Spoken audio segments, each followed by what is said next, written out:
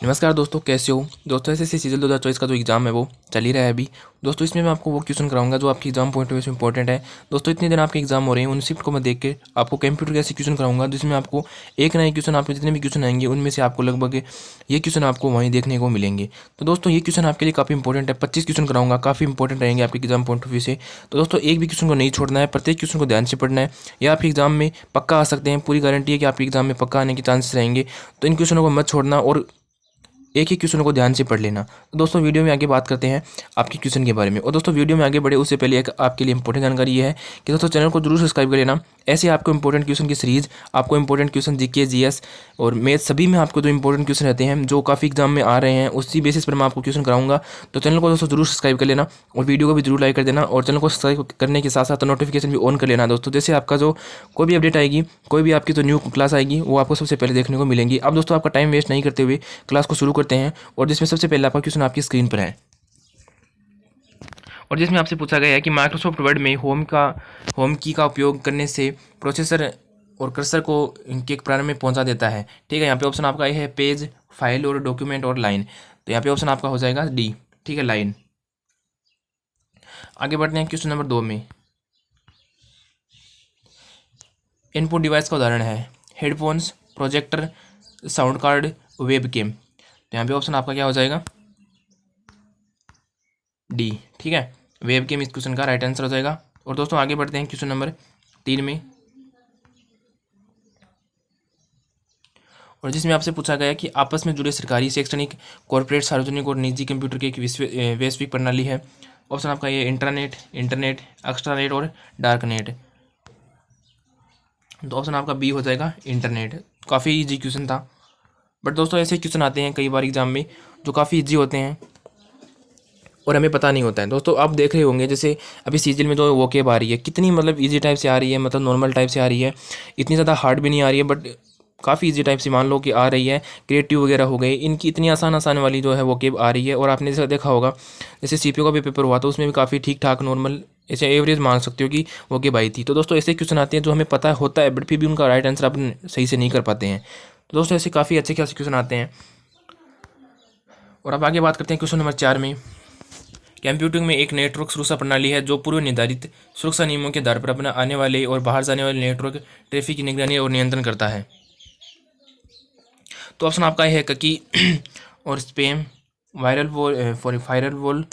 और ऑप्शन आपका जो डी है स्पाईवेयर। तो यहाँ पे ऑप्शन आपका क्या हो जाएगा, सी। ठीक है, फायर वॉल आपका राइट आंसर है। आगे बढ़ते हैं क्वेश्चन नंबर 5 में। माइक्रोसॉफ्ट एक्सेल 2013 में एक सेल में कुल वर्ण हो सकते हैं। तो ऑप्शन आपका है 32,767 और आपका 16,384 और 409 और 255। तो यहाँ पे ऑप्शन आपका क्या हो जाएगा, बी। ठीक है, सॉरी ए, 7,200 तो यहाँ पे ऑप्शन आपका ए हो जाएगा। आगे बात करते हैं दोस्तों क्वेश्चन नंबर 6 में। और दोस्तों ये तो आपके एग्जाम पॉइंट ऑफ व्यू से काफ़ी इंपॉर्टेंट क्वेश्चन है और मैं वही लेकर आया हूँ जो आपके एग्जाम में आ सकते हैं। तो एक क्वेश्चन को भी नहीं छोड़ना है, सभी क्वेश्चन को अच्छे से पढ़ना है और रीड करना है और पूरी क्लास को देखना है अगर आप यहाँ तक आए हो तो। ईमेल के बारे में जानकारी निम्नलिखित में से कौन सा कथन सत्य है। ईमेल में अटैचमेंट के रूप में पीडीएफ और जिम फाइल दोनों एक साथ नहीं हो सकते हैं।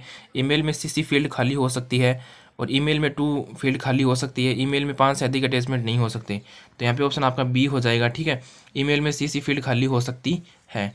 और ये तो बेसिक क्वेश्चन है तो आपको पता है, बट काफ़ी इंपॉर्टेंट क्वेश्चन भी है। माइक्रोसॉफ्ट वर्ड 2016 में किस प्रकार की मोड का अंग्रेजी भाषा टेक्स्ट एडिटिंग करने के लिए उपयोग किया जाता है, जिसमें नए अक्षरों के टाइप करने पर वह किसी मौजूदा वर्ण को इंसर्शन पॉइंट के दाएं और रिफ्लेक्स कर देता है। तो यहाँ पे ऑप्शन आपका क्या हो जाएगा, डी हो जाएगा। ठीक है, यानी ओवर टाइप मोड। तो यहाँ पे ऑप्शन आपका डी सही है। आगे बढ़ते हैं क्वेश्चन नंबर 8 में। MS एक्सेल 2016 में ओपन डायलॉग बॉक्स खोलने तो शॉर्ट की क्या है, अल्ट 12 F12, कंट्रोल F12 और शिफ्ट 12 या ओनली 12। तो यहाँ पे ऑप्शन आपका बी हो जाएगा, कंट्रोल F12। क्रोम ब्राउजर में वर्तमान में खुले टैब को बंद करने के लिए निम्नलिखित में से किस कीबोर्ड शॉर्टकट का उपयोग किया जाता है। तो यहाँ पे ऑप्शन आपका ए है कंट्रोल C और ऑप्शन बी है आपका अल्ट C या अल्ट W या कंट्रोल W। तो यहाँ पे ऑप्शन आपका क्या हो जाएगा, डी हो जाएगा, कंट्रोल W। आगे बात करते हैं क्वेश्चन नंबर 10 में, किस दस्तावेज के साइड मार्जिन टॉप मार्जिन और अंदरूनी मार्जिन में अतिरिक्त स्थान जोड़ता है जिसे आप MS वर्ड 2010 में बांधने की योजना बना रहे हैं? गटर मार्जिन और कागज़ का आकार, लेफ्ट मार्जिन लेफ्ट और शीर्ष मार्जिन, यानी कि आपका ऑप्शन क्या हो जाएगा यहाँ पे? ए हो जाएगा, गटर मार्जिन। MS एक्सेल में निम्नलिखित में से कौन सी श्रेणी है वो कैटेगरी का श्रेणी का फंक्शन नहीं पाया जाता है? ऑप्शन आपका ए है वित्तीय, तार्किक और वैज्ञानिक और टेक्स्ट। तो यहाँ पे ऑप्शन आपका क्या हो जाएगा? सी, ठीक है, वैज्ञानिक। और आगे बात करते हैं क्वेश्चन नंबर 12 में, निम्नलिखित में से कौन सा MS एक्सेल में वर्तमान चयन या एक्टिव सेल का एड्रेस दर्शाता है? रो हेडिंग का, कॉलम हेडिंग का और नेम बॉक्स का और फॉर्मूला बार का। तो यहाँ पे ऑप्शन आपका क्या हो जाएगा? सी, नेम बॉक्स का। आगे बात करते हैं क्वेश्चन नंबर 13 में, MS एक्सेल में F11 निम्नलिखित में के बराबर है? डॉक्यूमेंट खोलना, हाइपरलिंक इंसर्ट करना, हेल्प का, या ऑप्शन आपका डी है creating a chart from the selected cell range, चयनित सेल रेंज से चार्ट सर्जित करना। तो ऑप्शन आपका डी हो जाएगा, इसका जो राइट आंसर है वो डी हो जाएगा। और दोस्तों सबसे पहले ये बात है कि आपको क्वेश्चन को पहले अच्छे से पढ़ना है और जिसमें आपको आंसर देने की ट्राई करना है कि आपको पता है या नहीं इस क्वेश्चन के आंसर है। दोस्तों अगर आपको मान लो इस क्वेश्चन के आंसर आप दे पा रहे हो ना इन सभी के, तो मान सकते हो कि आपको सीजीएल में जो कंप्यूटर के क्वेश्चन आएंगे वो आप उनमें से आराम से आप कर पाओगे। तो यहाँ पे आगे बात करते हैं MS वर्ड के टेक्स्ट डॉक्यूमेंट में काम करते हुए माउस। और दोस्तों क्वेश्चन नंबर 14 है आपका, MS वर्ड के टेक्स्ट डॉक्यूमेंट में काम करते माउस को क्लिक करने पर यह डिफ़ॉल्ट रूप से पूरे प्रोग्राम का चयन करता है। तो अल्ट सिंगल या अल्ट प्लस सिंगल, ठीक है, और ट्रिपल डबल या सिंगल। तो यहाँ पे ऑप्शन आपका बी हो जाएगा, ट्रिपल। क्वेश्चन नंबर 15 में बात करते हैं कि आपको एक मौजूदा वर्ड डॉक्यूमेंट को किस अन्य नाम से सेव करने की आवश्यकता है? आप निम्नलिखित में से किस विकल्प का उपयोग करेंगे? ऑप्शन आपका ए है इंसर्ट या सेव एज या फिर सेव या फिर एडिट। तो यहाँ पे ऑप्शन आपका बी हो जाएगा, सेव एज।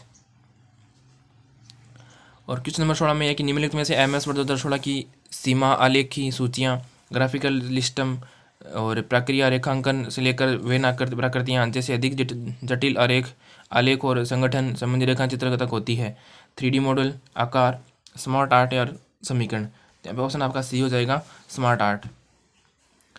निम्नलिखित में से वह कौन सा मुफ्त एनसाइक्लोपीडिया है जिसे उपयोग करने वाले लोगों ने आपस में मिलाकर तैयार किया है? ऑप्शन आपका ए है गूगल और विकीपीडिया और इंसाइक्लोपीडिया और याहू। तो आपका ऑप्शन आपका हो जाएगा विकीपीडिया। और क्वेश्चन नंबर 18 में पूछा गया है कि निम्नलिखित में से MS वर्ड 2016 की सीमा लेख सूचियाँ, ग्राफिकल लिस्टम, प्रक्रिया रेखांकन से लेकर वेन प्रकृतियाँ। ये क्वेश्चन शायद दोबारा आ गए हैं, स्मार्ट आर्ट, ठीक है, कोई नहीं, कर लेते हैं एक बार फिर से। कि सीमालेख सूचियाँ, ग्राफिकल लिस्टम, प्रक्रिया रेखांकन से लेकर वेन आकृतियाँ जैसे अधिक जटिल आलेख और संगठन संबंधी रेखाचित्र तक हो सकती है। तो आपका ऑप्शन सी हो जाएगा, स्मार्ट आर्ट। इंटरनेट से सूचना लेने के लिए किस एप्लीकेशन का उपयोग वो है किया जाता है? तो ऑपरेटिंग सिस्टम का या वेब ब्राउज़र का या माइक्रोसॉफ्ट वर्ड का या फिर सिस्टम सॉफ्टवेयर का। तो ऑप्शन आपका बी हो जाएगा, वेब ब्राउज़र का। कंप्यूटर को दिए गए आदेश के क्रियान्वयन की क्षमता निम्न में से किस में है? प्रोसेसर सॉकेट को, मुख्य स्मृति को, या अंकगणितीय तर्क इकाई को, या विशेष मेमोरी को। तो ऑप्शन आपका सी हो जाएगा, अगणितीय तर्क इकाई को।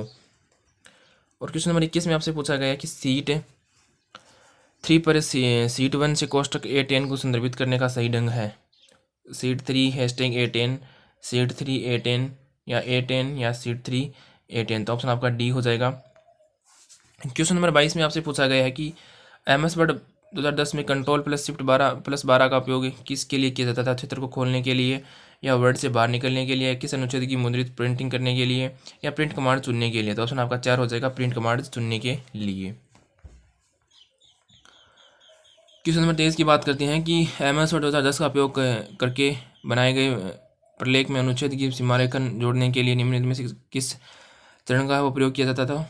ऑप्शन आपका ए है उस अनुच्छेद पाठ का चयन करें जिससे आप प्रारूपित करना चाहते हैं, होम टेब पर क्लिक करें और बोर्ड्स और सेंडिंग बटन एरो पर क्लिक करें और फिर बॉर्डर जोड़ने या हटाने के लिए बॉर्डर कमांड का चयन करने के क्लिक करिए, या उस विकल्प का चयन करें जो इन सारणियों को सही अनुक्रम में देता है। तो ऑप्शन आपका 1 2 3 हो जाएगा, ठीक है, पहले 1 होगा, फिर 2 होगा, फिर 3 होगा, ठीक है।